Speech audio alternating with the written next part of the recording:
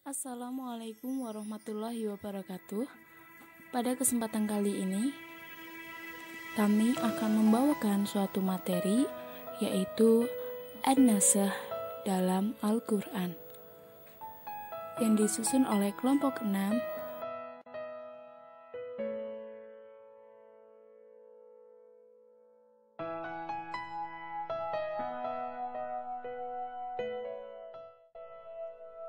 Pengertian nasih. Secara bahasa, kata nasih mempunyai 4 macam arti. Yang pertama, menghapus atau meniadakan. Al-izalah wal-i'dam. Yang kedua, memindahkan sesuatu yang tetap sama. At-tahwilu ma'a baqafi nafsihi. Yang ketiga, menyalin atau mengutip. An-naqlu min kitabin ila kitabin. Yang keempat, mengubah dan membatalkan sesuatu dengan menempatkan sesuatu yang lain sebagai gantinya. At-tahhir wal iqamati sya'i maqamahu. Adapun pengertian nasih menurut istilah, ada 4 macam definisi. Yang pertama, nasih secara umum, yaitu membatalkan hukum yang diperoleh dari nas atau ketentuan dalil yang pertama dengan ketentuan yang akan datang.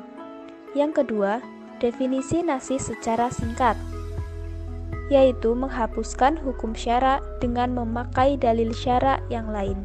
Yang ketiga, definisi nasih secara lengkap, ialah menghapuskan hukum syara dengan memakai dalil syara dengan adanya tenggang waktu, dengan catatan, jika sekiranya tidak ada nasih, tentulah hukum yang pertama akan tetap berlaku.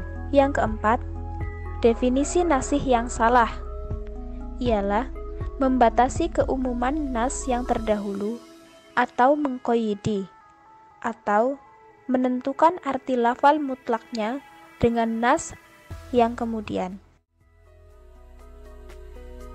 Pembagian nasakh ternyata berbeda-beda, namun perbedaan tersebut tidaklah bertentangan. Abd al-Wahhab Khalaf, sebagaimana Muhammad Abu Zahra, membagi nasakh menjadi 4 macam, yaitu syirri, dimni, juz'i, dan kulli.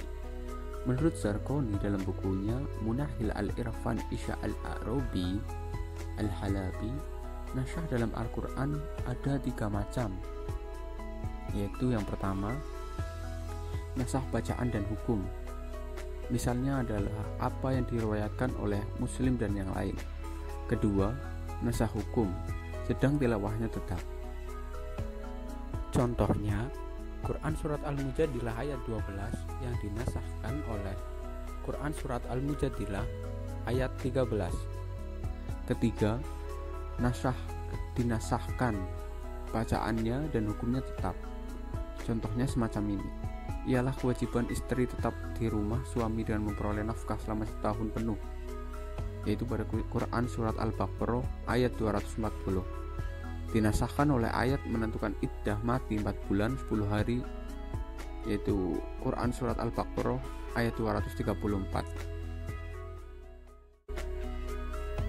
Contoh nasakh dalam Al-Quran. As-Suyuti menyebutkan dalam kitabnya Al-Itqan sebanyak 20 ayat yang dipandang sebagai ayat-ayat mansukh. Menurutnya, ayat-ayat mansukh berjumlah 20 tempat, yaitu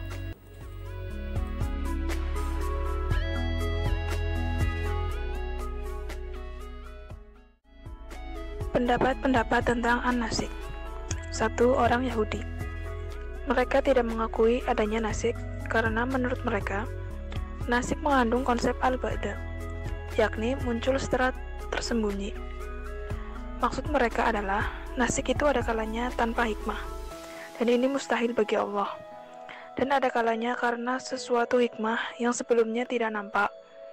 Ini berarti suatu kejelasan yang didahului oleh ketidakjelasan, dan ini pun mustahil baginya.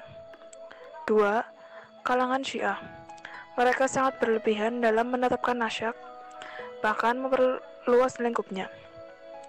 Mereka memandang konsep al-ba'da sebagai suatu hal yang mungkin terjadi bagi Allah, Dengan demikian, maka posisi mereka kontradiktif dengan orang Yahudi. Ketiga, Abu Muslim al-Asfahani. Menurutnya, secara logika, nasik dapat saja terjadi, tetapi menurut syara tidak. 4. Jumhur ulama.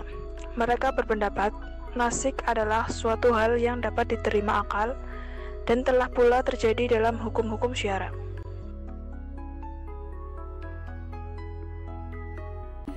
Hikmah adanya nasih dalam Al-Quran bahwasanya hukum-hukum tidak diundangkan kecuali untuk kemaslahatan manusia, dan hal ini dapat berubah atau berbeda akibat perbedaan waktu dan tempat.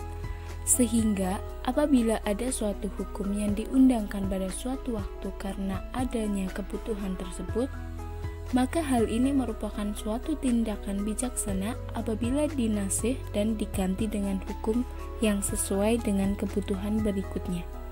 Maka akan lebih baik dari hukum semula atau setidaknya sama dengan hukum yang dinasih dari segi manfaat bagi hamba-hamba Allah.